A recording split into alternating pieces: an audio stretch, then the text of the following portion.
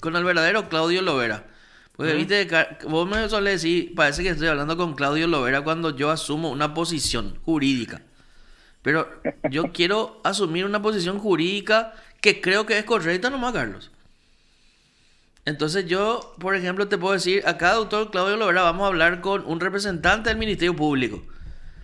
Ja. Eh, que es No, Carlos J. Benítez, ¿verdad? En su carácter de asesor jurídico y periodístico de la Fiscalía, ¿verdad? no, vamos a hacer no, estamos haciendo una discusión, un análisis. Lo que yo le digo a Marcos, o sea, este juicio nosotros no hicimos un seguimiento, aunque se haya transmitido, ni tampoco tuvimos la oportunidad de ver los alegatos finales, porque a la mañana nosotros, prácticamente toda la mañana estamos acá. Entonces le digo, vamos a tener todas las versiones, vamos a escuchar.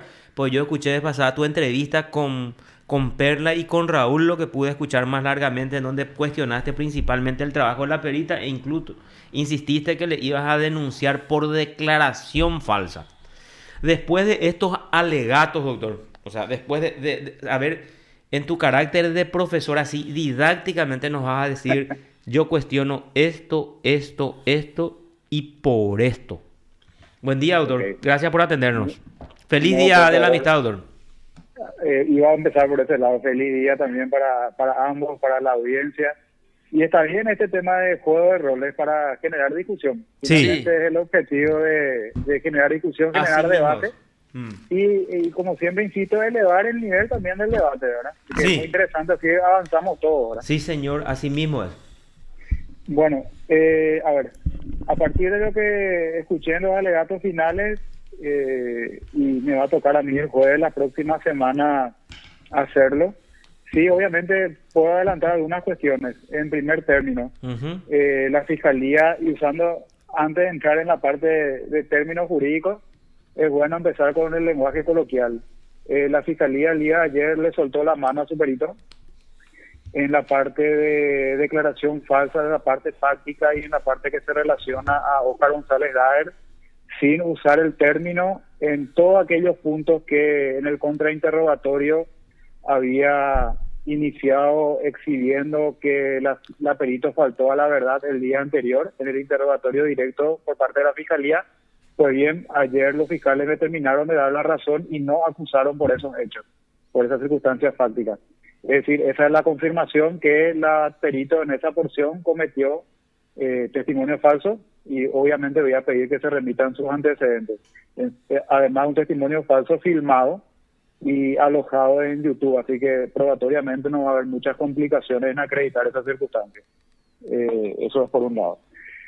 Bueno, dentro de lo que escuché ayer, vamos a ir por orden, por hecho purir atribuido. Voy a organizar, porque creo que es lo que corresponde, los alegatos por persona y por plano de discusión. Ujú. ¿Qué significa plano de discusión? Un defensor, cuando ejerce este rol, que es de defensa, uno tiene que ir explicando por plano y cuando discute derecho procesal, los distintos puntos que tienen que ver con derecho procesal. Dentro de derecho procesal ingresa el aspecto probatorio, pero Ah, se cortó.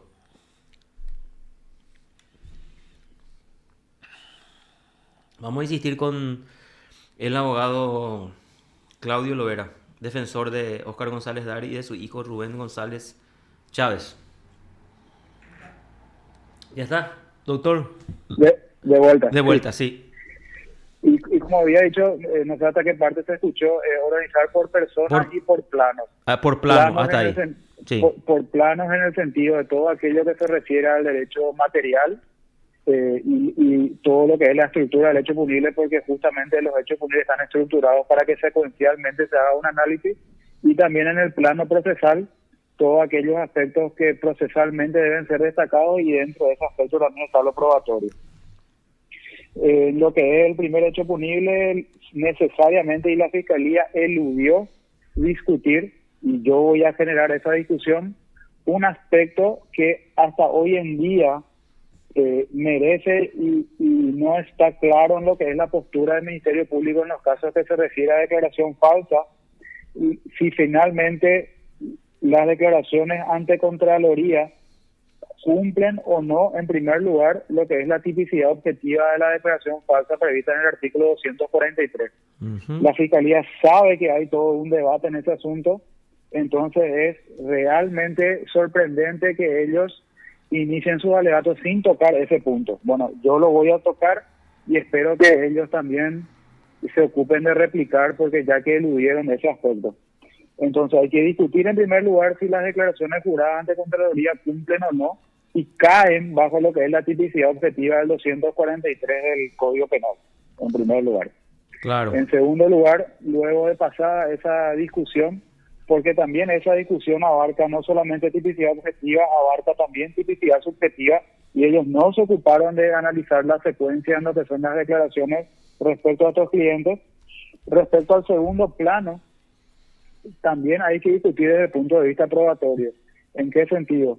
Por ejemplo, a Óscar González Báez le atribuyen una declaración, ahí hay unas cuestiones también de derecho procesal del año 2016, y que yo acredité en juicio oral, por eso retrocedieron, de que ese listado de inmuebles que el perito le atribuyó como supuestamente no declarado, que originalmente era 29, yo no sé si usted, bueno, la gente obviamente, si uno nos sigue puntillosamente, y como los fiscales eludieron explicar ese asunto, y ellos estaban obligados a explicar en el sentido de decirle al tribunal: señores miembros del tribunal, nosotros le trajimos a Óscar González Báez en este juicio, a este juicio oral y público, porque nosotros sostuvimos que él no declaró 29 inmuebles.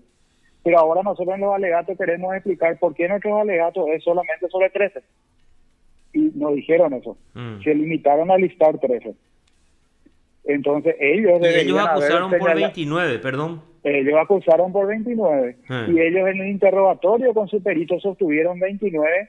Y al día siguiente cuando me tocó el contrainterrogatorio, porque yo justamente le había pedido al tribunal, cuando me tocó contrainterrogar sobre ese punto, le solicité al tribunal cortar ese día la jornada, porque ya estábamos bordeando las 13, y que me dejen iniciar la jornada con ese contrainterrogatorio, porque les dije que tenía muchas preguntas. Entonces ese día se concedió, seguimos con otros puntos, y al día siguiente pude contrainterrogar sobre ese punto. Y ahí la perito entró en pánico cuando se dio cuenta que yo iba a preguntar y le iba a pelear ítem por ítem de los 29. Y cuando le pude acreditar y mostrar con documentos y exhibiendo documentos que ya el primer ítem ella había faltado a la verdad en su informe y en su declaración del día anterior, porque el inmueble que le atribuía como no declarado no existía, ella ahí entró en pánico y empezó a tratar de interrumpirme en el segundo ítem, que no le permití que me interrumpa, y le mostré en el segundo ítem que ese inmueble que en su informe, en su declaración decía que no estaba, cuando le mostré que estaba en la declaración, ahí ella se plantó, interrumpió y nos dijo: yo tengo una serie de rectificaciones a mi informe pericial, pero ella no iba a rectificar si yo no le preguntaba ítem por ítem. Y el día anterior mintió. ¿Y por qué mintió? Y eso es lo que me genera pena. Yo no digo que ella mintió en su informe original porque ella perseguía o tenía alguna mala intención respecto a mis clientes. Me da más pena porque ella faltó a la verdad en su informe original, compelida por el tiempo, por no haber podido terminar en forma su trabajo, y en lugar de explicarle al Ministerio Público de que no estaba en condiciones profesionales de llevar adelante este caso, prefirió presentar en esas condiciones su informe. Luego de 2 años ella se dio cuenta de todos estos errores y ella prefirió, por una cuestión entre comillas profesional, no comunicar esa circunstancia, pescar, y ahí ya no voy a hablar en términos jurídicos, pescar que nadie se dé cuenta, y entonces para ella era más importante su imagen profesional que 2 personas inocentes sean condenadas por su trabajo. Y eso no puede ser. Entonces voy a entablar también esa discusión fáctica. ¿Por qué? Porque si el tribunal, vamos a hacer una discusión jurídica, si el tribunal no comparte mi posición jurídica respecto a lo que implica las declaraciones juradas y su tipicidad respecto al 243, queda la parte probatoria y la parte práctica. No existe esa atribución que señaló el Ministerio Público de supuestamente no declarar esa cantidad de inmuebles. Y lo que no estaba declarado en la siguiente declaración, que es muy anterior a la persecución penal, estaba corregido. Entonces, realmente hay que analizar el caso en su real envergadura y tomar las decisiones en su real envergadura. Uh-huh. Lo mismo ocurre, y para no ser muy extenso, también tengo estos aspectos respecto a Óscar Rubén González Chávez. Y luego también voy a hacer exactamente lo mismo, ítem por ítem, respecto a lo que es la figura de enriquecimiento ilícito, persona por persona, plano por plano. Ejemplo, si ustedes abren la ley de enriquecimiento, van a encontrar que la tipicidad objetiva de enriquecimiento ilícito en la República del Paraguay señala, en una parte, ingresos y egresos. Y por otra parte también, además de egresos, las legítimas posibilidades del funcionario, y es un requisito del tipo objetivo y de su cónyuge. Yo no sé si se habrán percatado de que en la hipótesis fáctica del Ministerio Público respecto a Óscar González Daer hay una gran persona ausente, su cónyuge. Sí, la escribana.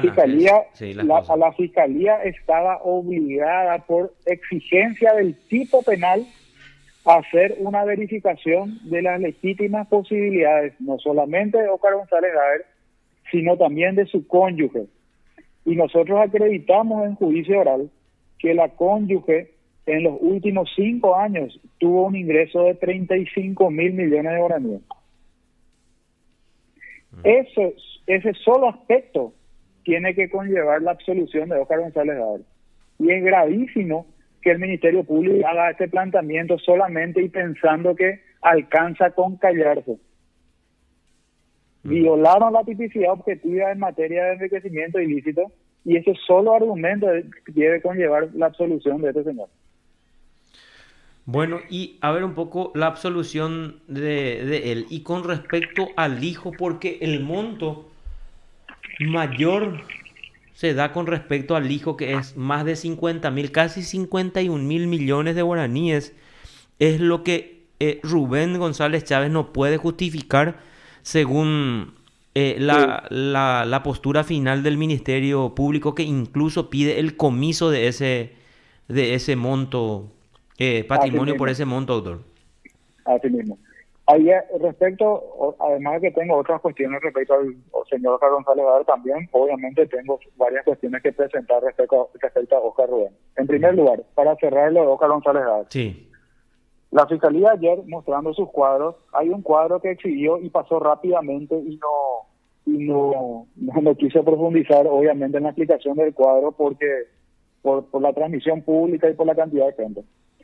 El primer cuadro que la Fiscalía ayer exhibió respecto a Óscar González Daer era el razonamiento que es el habitual que se hace en la figura de enriquecimiento ilícito, que se llama ingresos y egresos. ¿Por qué pasó rápido la Fiscalía en su alegato de ese cuadro? Porque ese cuadro de ingresos y egresos le da saldo positivo a Óscar González Daer. Es decir, la Fiscalía, si bien no lo quiso comunicar a la comunidad, a la opinión pública, el razonamiento de la Fiscalía respecto a Óscar González Daer es que tiene saldo positivo en ingresos y egresos. Por eso es que la Fiscalía, en mi entendimiento, o por lo menos la perito de la Fiscalía, que recordemos que todavía ellos eludieron y ellos debieron haberse adelantado en sus alegatos a tocar ese punto. Bueno, yo voy a tocar y espero que repliquen. La perito de la Fiscalía nos confesó en juicio oral que ella tuvo otra persona que trabajó en la pericia de manera oculta. ¿Oculta por qué? Oculta porque no fue designada en la causa, no se comunicó su intervención porque la defensa tenía derecho a conocer esa circunstancia y eventualmente, si tenía argumentos, plantear los argumentos respecto a esa intervención, que es un funcionario nada más y nada menos que de la CEPRELAT, que se llama José Armoa. De hecho, que su participación oculta ya invalida el trabajo pericial del Ministerio Público conforme a las reglas del Código de Organización Judicial y del Código Procesal Penal. Pero adicionalmente a eso, aquí ocurrió lo siguiente. Y ahí te quiero interrumpir un poco. Al tener esa asistencia del funcionario, del funcionario de CEPRELAT, eso invalida el trabajo de la fiscalía.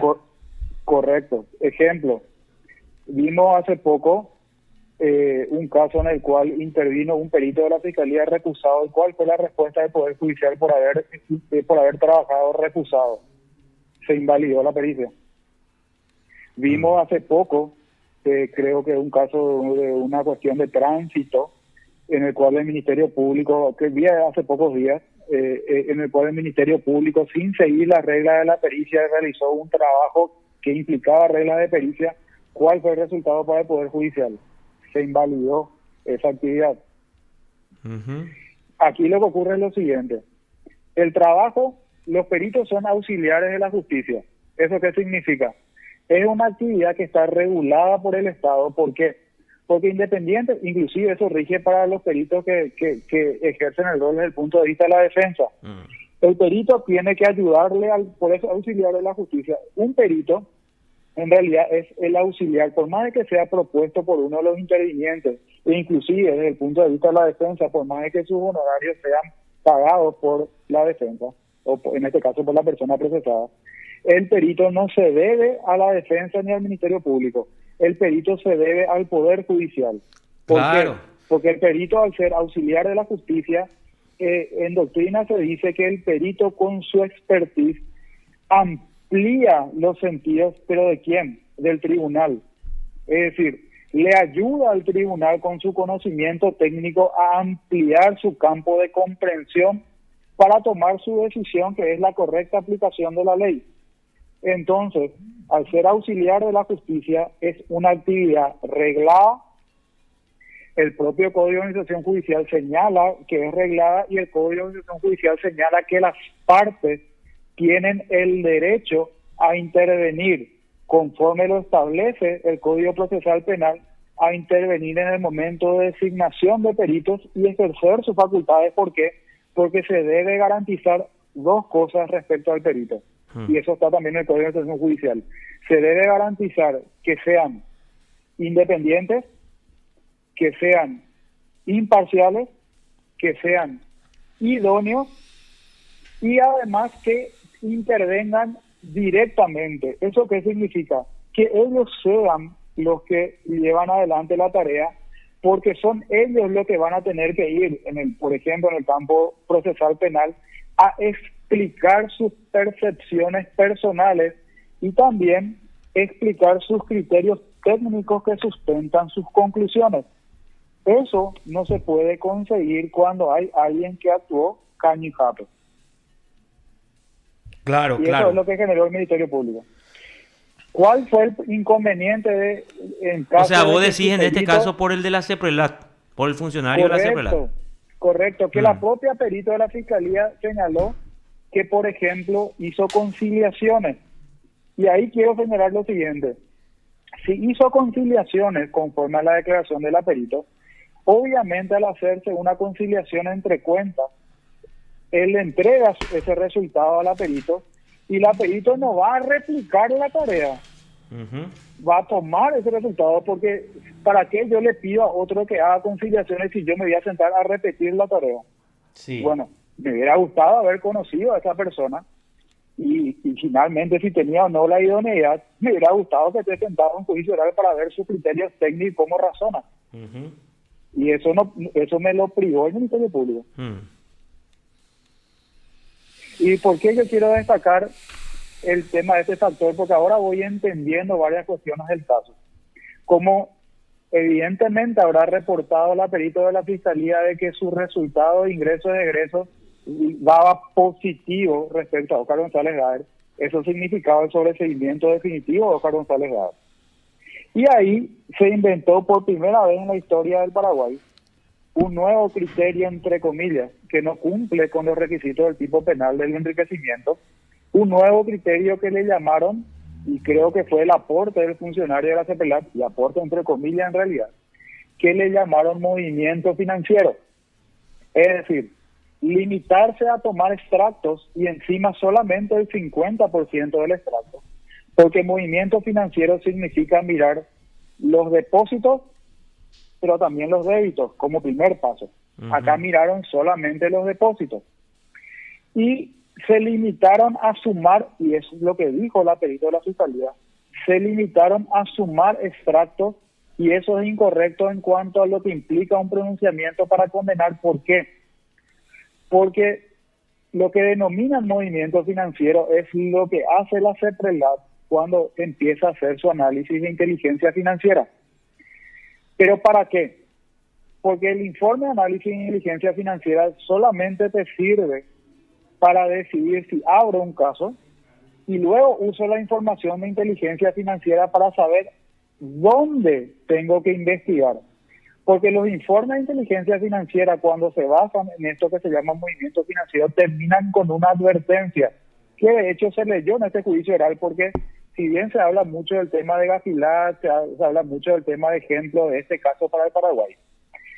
Según lo que implica el trabajo de unidad de inteligencia financiera, hay una pauta interna dentro de unidad de inteligencia financiera que implica que sus informes no se deben dar a luz pública y no deberían formar parte de los procesos porque en realidad solamente son una guía para los órganos de persecución penal para que ellos sepan hacia dónde ir a profundizar su investigación. Este es un caso en el cual se ofreció como prueba y se leyó en juicio oral y público los informes de inteligencia financiera.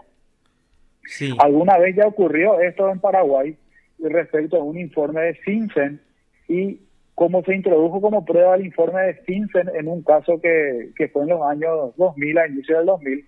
Paraguay estuvo años sancionado por haber hecho eso. Bueno, Parece que el Ministerio Público olvidó ese aspecto.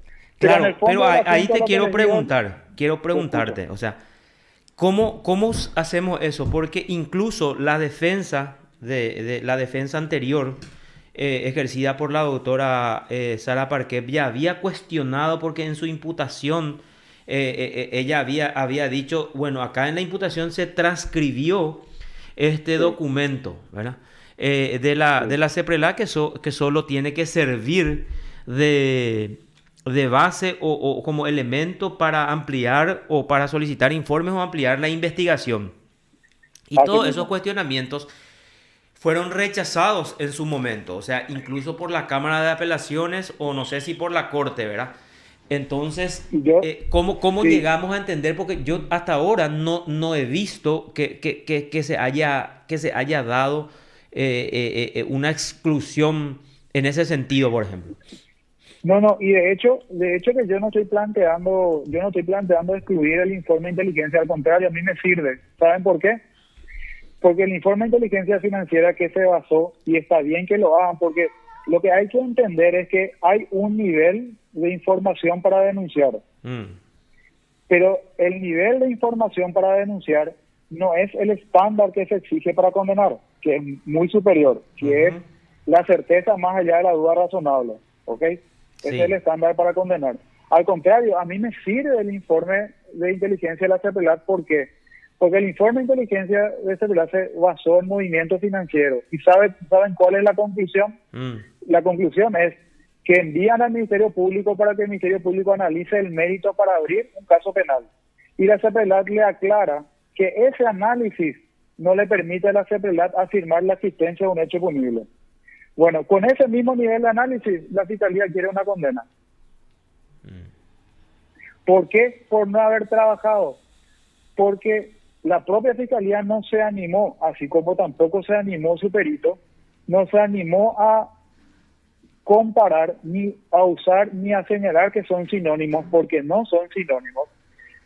El movimiento de depósitos son datos que no son sinónimo de ingresos. Claro, porque te doy un ejemplo. Estaba sobre el punto, doctor. Sí. Creo que ayer te escuché acá con Marta y con Arturo. Y creo que te referías a este punto. Y yo, antes de comunicarnos contigo, estábamos hablando con el fiscal Francisco Cabrera. Y le decía yo, es ese informe incluso que la perito da sobre varias cuentas de CDA, que al final era un solo dinero, en realidad era un movimiento de dinero, lo que ella advertía como varios CDA. Y decía el fiscal, no, pero la perito pues no puede hablar sobre los hechos concretamente, sino que ella tiene que informar. ¿Y para qué entonces se le da una misión a un perito, a una persona como perito, si al final te va a informar nomás de un movimiento de dinero? Deberían iba Así de mismo. hurgar esa situación y decir, no, acá lo que yo encontré es que realmente son, este dinero pertenece a varios ingresos que no puedo justificar. O este dinero pertenece a un solo dinero que fue moviéndose de financiera a financiera, ¿verdad? Efectivamente. Por ejemplo, yo no, una cuestión a destacar que me pareció sorprendente en los alegatos finales ayer.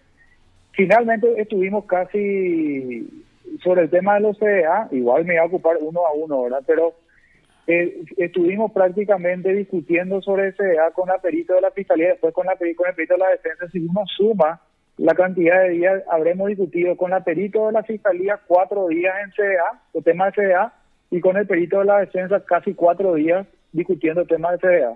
Ayer, cuando el Ministerio Público hizo sus alegatos finales, primero expuso el primer cuadro donde estaban contenidos los CDA. Y cuando habló en el segundo cuadro de movimiento financiero, en los mismos montos ya totales de CDA, la expresión fue: les descontamos del movimiento financiero porque tienen origen ilícito. Bueno, habíamos empezado por ese lado y nos ahorrábamos 8 días de juicio. Estas son las contradicciones que son inadmisibles.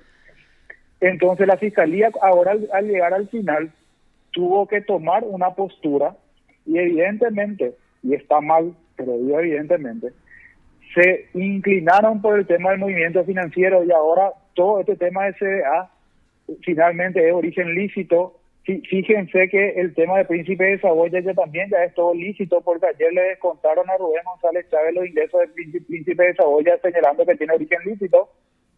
¿Por qué? Porque tenían, muy entre comillas, insisto, está mal, tenían que optar por esta cuestión que presentaron de movimiento financiero porque es la única que permite seguir manteniendo vinculado el caso a Óscar González Daer. Y es grave. Sí. Es muy grave. Bueno, y esa Te doy contundencia es lo que te para doy mí un faltó ejemplo. desde el ámbito del Ministerio Público, ¿verdad? Sí, Estas son las pruebas y acá claramente se demuestra este hecho punible, ¿verdad? es que lo que vivimos ayer no Espera, fue un doctor, alegato. pone un poco el ejemplo, a ver si Te yo doy un ejemplo. si llego a Te, te entender. doy un, te doy Sí, un ejemplo, por más de que el monto sea pequeño. Les voy a dar un ejemplo bien gráfico, rememorando uno de los cuadros que ayer la Fiscalía mostró respecto a Rubén González Chávez de Movimiento Financiero. Y para que se den cuenta de la gravedad de lo que es no haber investigado, que es obligación de ellos. Una de las cuentas que ayer mostraron en el cuadro señalaba Rubén González Chávez y o fulano de tal, que voy a obviar su nombre. ¿Por qué? el primo, Porque hermano, no, o no. no, otra Un persona. fulano de tal, otra persona, un fulano de tal que es el hijo de Rubén González Chávez y que al día de hoy tiene 6 años. Esa cuenta, y remontémonos a 3 años atrás, tenía 3 o 2 años el niño. Esa cuenta Rubén González Chávez la habilitó.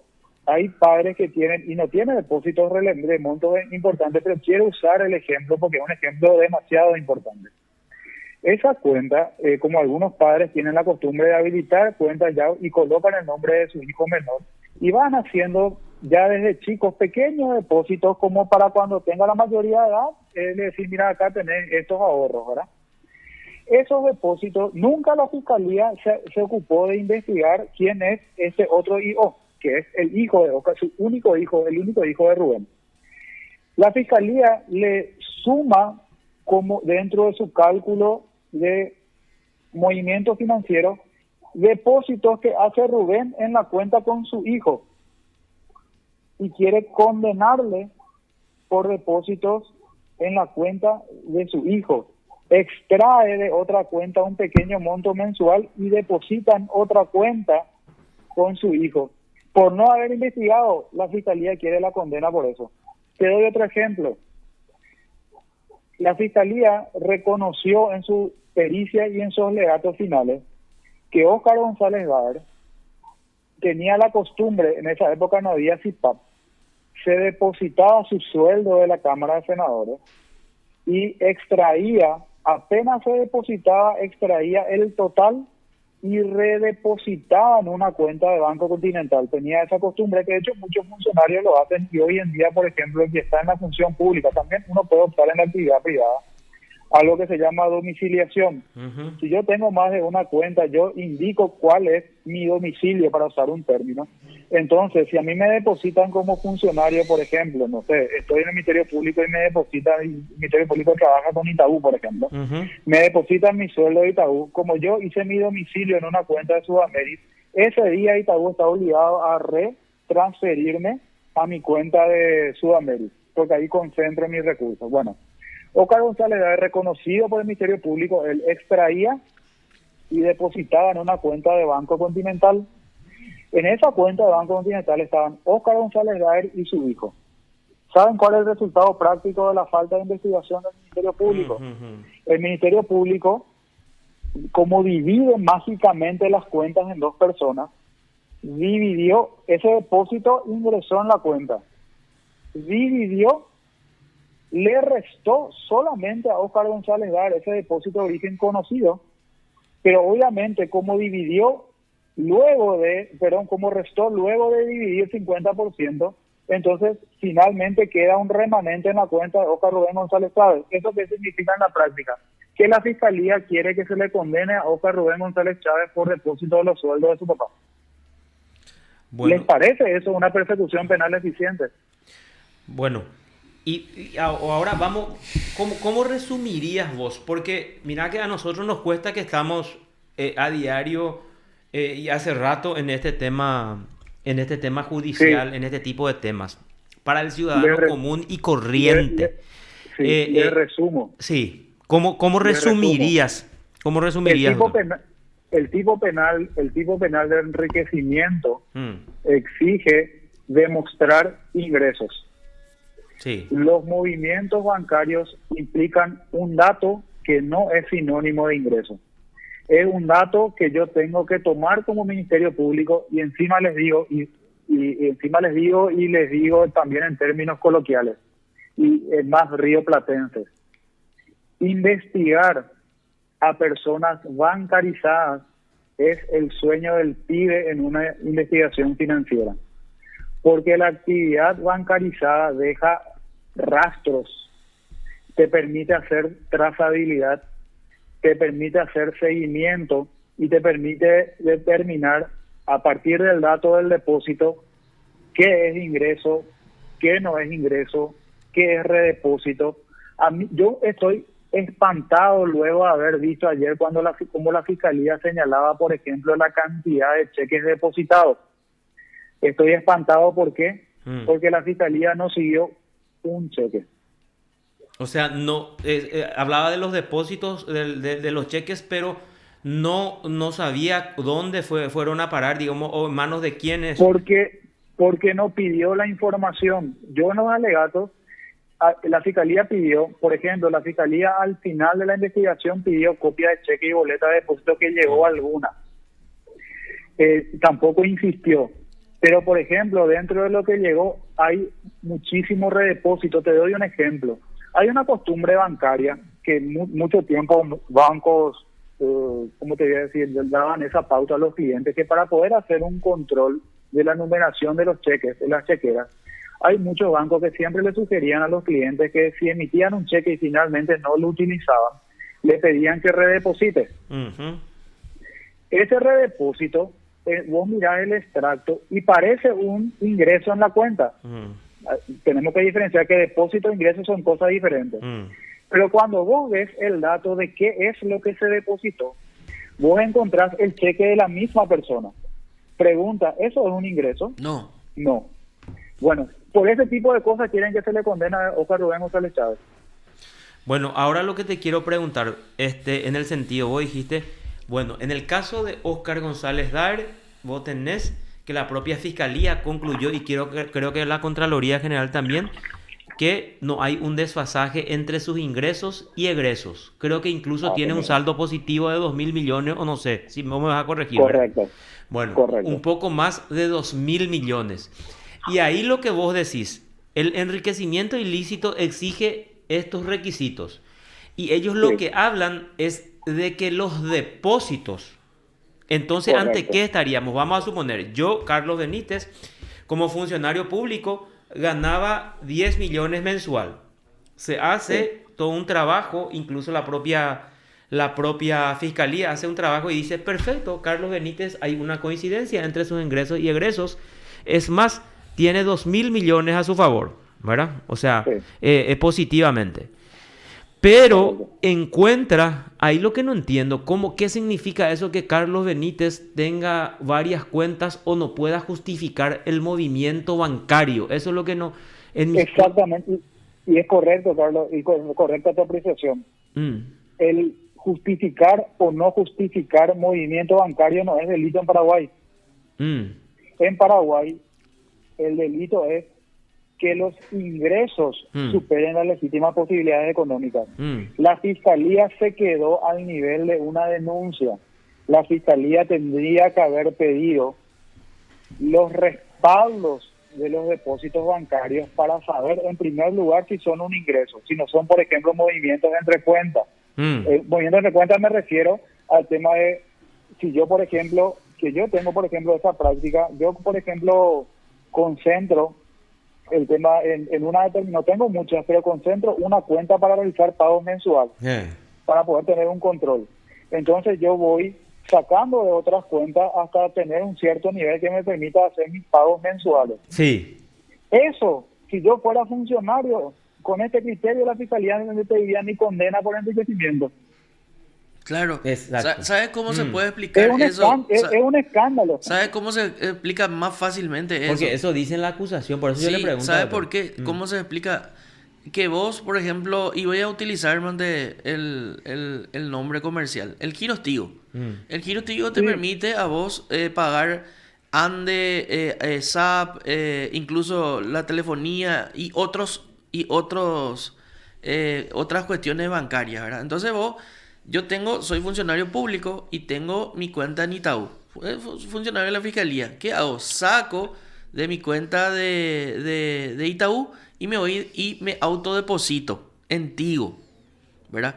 Entonces, ese no es un aumento de mi patrimonio ilegal. correcto. Yo saco de una cuenta y meto en otra cuenta, ¿para qué? Para facilitarme el pago de lo que debo mensualmente, ¿verdad?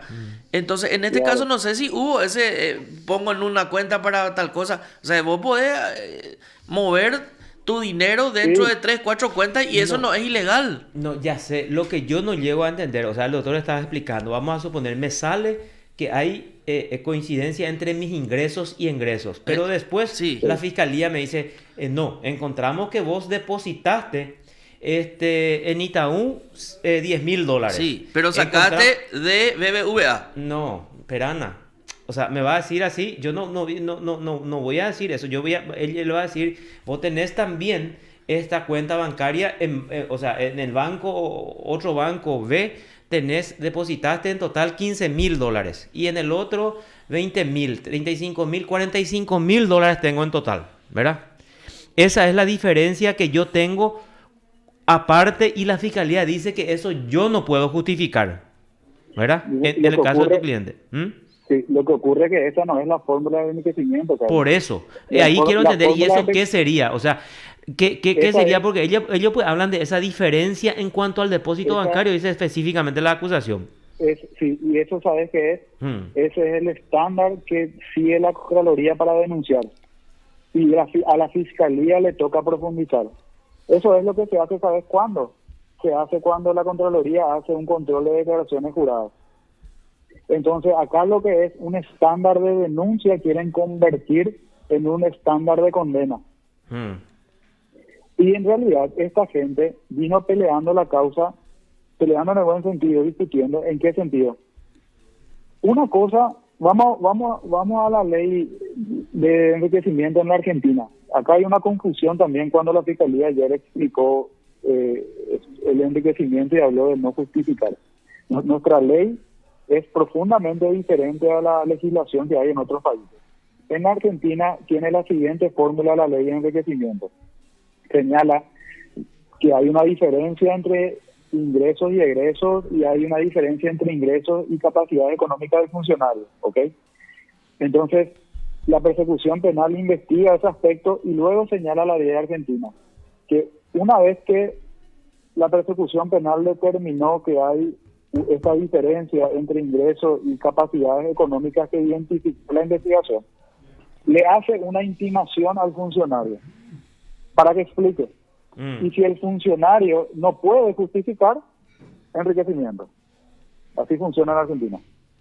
En Paraguay no funciona así. Bueno, y En ahora Paraguay, para redondear, para preguntarte, te para escucho. decir, para concluir, y agradecerte tu tiempo, bueno, entonces, lógicamente, vos vas a pedir la absolución de tus dos defendidos. Correcto. Bueno, uno.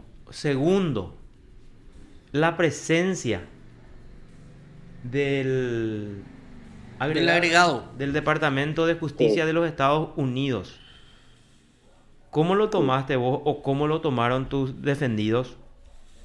Voy a hablar, ni siquiera conversé sobre eso con ellos. Mm, En este caso en particular, a ver, y en realidad la presencia hay que tomarla en un contexto completo, ¿verdad? ujú, La sola presencia en un juicio oral y público desconectado de otros factores, mi respuesta sería, no me llama la atención. mm, De hecho, te doy un ejemplo. En mi caso, apenas había, bueno, tanto cuando fui funcionario como cuando dejé de ser funcionario, en más de una oportunidad, el Departamento de Estado y el Departamento de Justicia me invitó y viajé para conocer cómo funciona el sistema en los Estados Unidos, e inclusive siendo funcionario, visité juicios orales, ¿verdad? Acompañado por gente del Departamento de Justicia, ¿verdad? Entonces era un funcionario paraguayo, obviamente, no del nivel del que fue ayer, ¿verdad? Pero bueno, era un funcionario visitando y viendo un juicio oral. Mayormente eso no genera ningún comentario. Ahora, este caso es diferente por el tema del mensaje porque, a ver, Estados Unidos tomó una posición, yo no conozco el contenido porque nunca lo dijeron públicamente, entonces no puedo discutir si es justificado o no.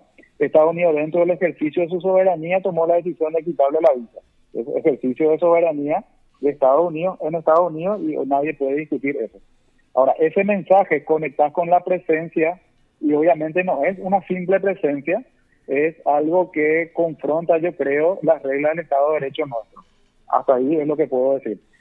Pero sí, yo me voy a afianzar en el sentido de explicar hasta el último día el tema de que el Estado de Derecho, la vigencia de nuestro Estado de Derecho, por lo que se vivió durante 6 meses de juicio oral, que está respaldado en grabaciones que van a quedar eternamente alojadas en los servicios de YouTube, no corresponde la condena. Si se va a respetar el Estado de Derecho vigente en Paraguay, no corresponde la condena de estas dos personas.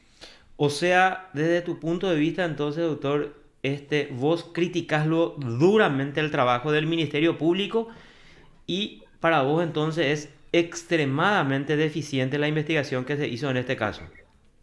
Extremadamente deficiente y peligrosa para todos nosotros. ¿Eso qué significa? Si este criterio, por ser Óscar González Baer, un criterio de denuncia, un nivel de denuncia, es el que autoriza una condena, acabamos de ceder todos nuestros derechos como habitantes de la República. Correcto. Todos estamos expuestos. Correcto. Doctor, muchísimas gracias por este contacto y que tengas un buen fin de semana. Muy buen fin de semana también para ustedes, para la audiencia, y que pasen un feliz día. Igual feliz día, doctor. Hasta luego. Hasta luego. Te informó PDS Radio TV Digital. El doctor Claudio Lovera. 10:21. Deficiente de punta a punta, dice.